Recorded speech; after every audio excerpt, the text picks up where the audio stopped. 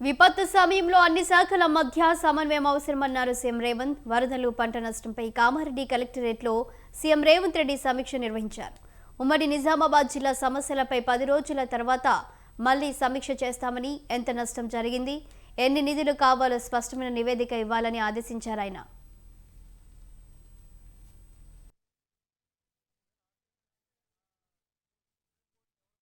ప్రజాప్రతినిధులు, వ్యవసాయ శాఖ, సాగునీటి పారుదల శాఖ, విద్యుత్ శాఖ, ఆర్ఎండ్బి శాఖ, పంచాయతీరాజ్ శాఖ, ఆర్డబ్ల్యూఎస్, హౌసింగ్, మున్సిపల్, ఉపాధి హామీ, మెడికల్ అండ్ హెల్త్, ఇతర శాఖలకు, అదేవిధంగా పోలీస్ శాఖ, అన్ని శాఖలు సమీక్షా సమావేశంలో పాల్గొన్నారు.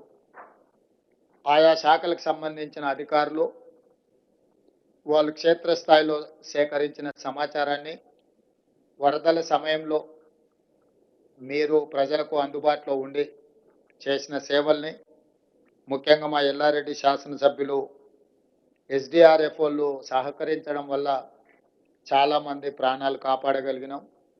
కలెక్టర్, ఎస్పీ, అదేవిధంగా ప్రభుత్వ అధికారులు అందరూ కూడా సంపూర్ణంగా సహకరించారు.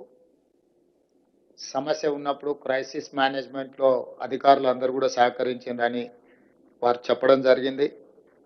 ఈ క్రైసిస్ సమయంలో రోజుకి 24 గంటలు పనిచేసిన ప్రభుత్వ సిబ్బందిని అందరిని కూడా మనస్ఫూర్తిగా నేను అభినందిస్తున్నా.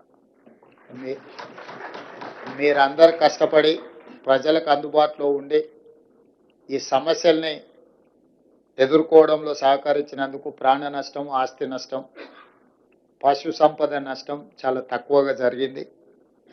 ఈరోజు మనం తీసుకునే నిర్ణయాలు భవిష్యత్తులో ఇలాంటి సమస్య వచ్చినప్పుడు ఈ సమస్య తీవ్రం కాకుండా ఉండడానికి అవసరమైన అంశాలను అన్నిటిని కూడా వివిధ శాఖలు ఉన్న అధికారులందరికీ కూడా సూచన చేయడం జరిగింది. నా సూచన, నా ఆదేశం, ఏ శాఖకు ఆ శాఖ బాగానే పనిచేస్తారు. ఇతర శాఖలతో సమన్వయం చేసుకోవాల్సి వచ్చినప్పుడు కొంత ల్యాగ్, అంటే కొంత గ్యాప్ ఉంటుంది. అంటే ఈరోజు అవసరం ఉంటే 3 రోజుల తర్వాత మనం చేయడం వల్ల ఆ పర్పసే డిఫీట్ అవుతుంది. శాఖల మధ్యలో సమన్వయం, ఎందుకంటే వ్యవసాయము, సాగునీరు అనేది రెండు ఇంటర్ రిలేటెడ్. మీకు చెరువులు, కుంటలు, లేకపోతే ప్రాజెక్టులు తెగితే ప్రాజెక్టు తెగే వరకు, ప్రాజెక్టును నిలబెట్టే వరకే మీరు చూస్తున్నారు. మీరు తెగిన తర్వాత నీళ్ళని వ్యవసాయ పంట పొలాల మీదకి పోయినప్పుడు వ్యవసాయం నష్టం జరుగుతుంది. ఆ తర్వాత విద్యుత్ శాఖ, ఫాలోడ్ బై అగ్రికల్చర్తో పాటు followed by affected department is electricity department. Sub స్టేషన్లు కానీ, ట్రాన్స్ఫార్మర్లు కానీ, కరెంట్ పోల్స్ కానీ, ఇవి. దీని ఫాలోడ్ బై ఆర్ఎండ్బి అండ్ పంచాయతీరాజ్, రోడ్లు తెగిపోవడం. వాటికి తెలియదు ఆర్ఎండ్బి రోడ్ ఏది, పంచాయతీరాజ్ రోడ్ ఏది, ఇట్లా వాటర్కి అదేం తెలియదు. రోడ్డు అంటే రోడ్డు అడ్డం వచ్చింది, తెగుతున్నది. మనకు తెలిసి ఈ డిపార్ట్మెంట్ వేరు, ఆ డిపార్ట్మెంట్ వేరు అని. అదేవిధంగా మున్సిపల్, పట్టణ ప్రాంతాలలో ఉండే వీటి సమస్యలు. సో ఈ రకంగా రకరకాల డిపార్ట్మెంట్స్, తాగునీరు, ఇవన్నీ కూడా ఒక్కొక్క డిపార్ట్మెంట్ మనం పరిపాలనా సౌలభ్యం కోసం రకరకాల శాఖలను ఏర్పాటు చేసుకున్నాం. వీళ్ళందరినీ సమన్వయం చేయడానికి కలెక్టర్ వ్యవస్థ తెచ్చుకున్నాం.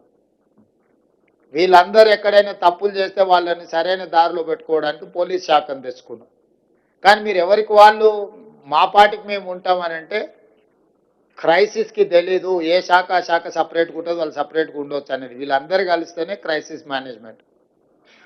ఈ క్రైసిస్ మేనేజ్మెంట్లో ఒక డిపార్ట్మెంట్ ఇంకొక డిపార్ట్మెంట్ సహకరించుకోవడం సరిగ్గా, అంటే ఆశించిన స్థాయిలో లేదు అనేది నా అబ్జర్వేషన్. కాబట్టి మీరు కలెక్టర్ గారికి నేను ఆదేశాలు ఇస్తున్నా, ఈ సమన్వయ మీటింగులు ముఖ్యంగా పెట్టండి. ఏ డిపార్ట్మెంట్స్ ఏం అవగాహనతో వచ్చినాయి, ఆ అవగాహన ప్రకారం ఆ సమస్యలను ఎట్లా పరిష్కరించాలో కలెక్టర్లు ఖచ్చితంగా సమన్వయ సమావేశాలు పెట్టాలి. Internal coordination is very important than anything. మీరు సమస్యను అడ్రస్ చేయడం కంటే కూడా సమన్వయం చేసుకోవడం. కొన్నిసార్లు రెండు శాఖల మధ్యలో సమన్వయం జరిగితే ఆ సమస్య తొందరగా పరిష్కారం అవుతుంది. లేకపోతే పంచాయతీరాజ్ ఆయన వచ్చి రోడ్ వేసిపోతాడు, మన వాటర్ వర్క్స్ ఆయన వచ్చి కృపాకర్ వచ్చేసి తవ్వేసి పైప్ లైన్ వేసిపోతాడు. వీళ్ళిద్దరు మాట్లాడుకుంటే ఫస్ట్ పైప్ లైన్ వేసినాక తర్వాత రోడ్ వేస్తే ఏ సమస్య ఉండదు. ఇట్లాంటి సమస్యల్ని ఎక్కడైతే ఉందో ఎరువులకు సంబంధించి కూడా ఏం పంచుతారు, ఎట్లా పంచుతారు, అక్కడ ఏముంది, అక్కడ ఏదైనా ప్రాబ్లం ఉందా, కొంత పోలీస్ డిపార్ట్మెంట్తో కోఆర్డినేట్